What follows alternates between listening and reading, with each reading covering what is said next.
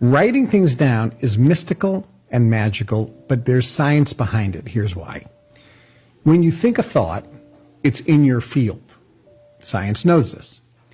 It's there as a wave of energy. Okay. An electron is a wave, but when it's observed, it becomes a particle. Mm-hmm. So you think a thought, I want to make $100,000.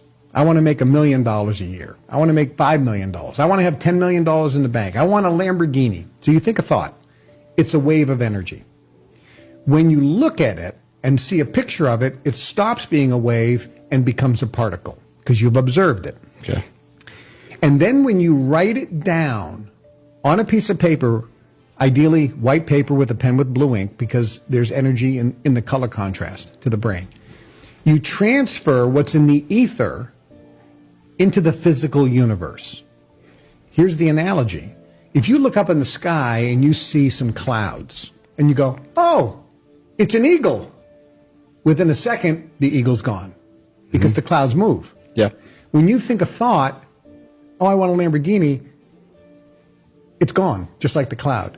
Unless you capture it and write it down on a piece of paper, you don't transfer what's in the ether into the physical universe. When you transfer it to the physical universe, it becomes now physical.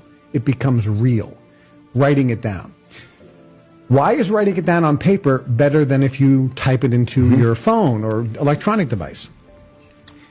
When you write, and think of something that nobody does today, cursive writing, which is Palmer penmanship, right?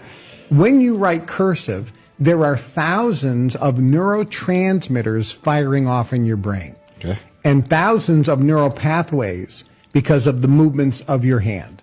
So therefore, when you write down what you want, the impression that it's making in your brain is in thousands of locations. Okay.